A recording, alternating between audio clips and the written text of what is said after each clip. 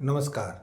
आज की कहानी उन लोगों के लिए जो छोटे और बड़े का भेद समझते हैं।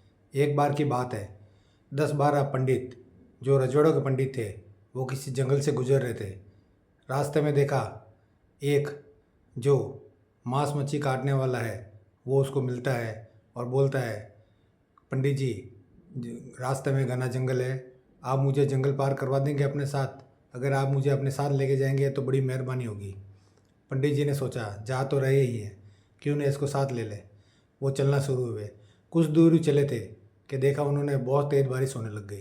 बारिश इतनी भयावह थी वो बंद होने का नाम ही नहीं ले रही थी।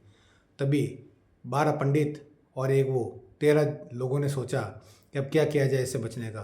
तो जो उसमें सबसे ज्ञानी पंडित थे उन्होंने बोला, हम सब में से एक पापी है और भगवान ये चाहता है वो पापी इस जंगल से पार ना हो।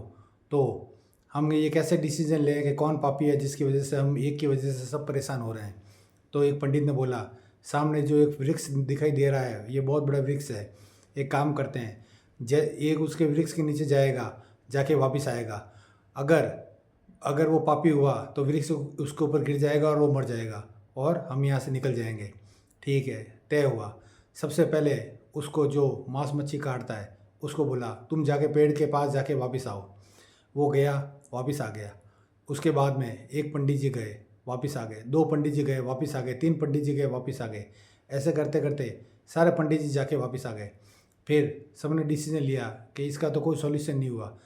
तो उन्होंने पंडित ने बोला कि नहीं, मुझे अनुभव हो रहा है कि इस व्यक्ति की वजह से हम परेशान हो रहे हैं, क्योंकि ये पापी है, मीट मांस काटता है।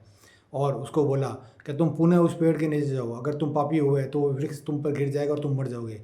वो व्यक्ति उस पेड़ के नीचे गया और जैसे जाके खड़ा हुआ, पीछे जहाँ पे 12 पंडित जी खड़े थे वहाँ पे वो वृक्ष पड़ा, नीचे गिरा और वो जो 12 पंडित थे वो वहाँ पे दबने से सबकी मृत्यु हो गई। तो कहानी का सारांश ये है, दुनिया में ये कोई नहीं कह सकता किसने पाप किया किसने पुण्य किया, ये करता भगवान का है, इंसान का नहीं।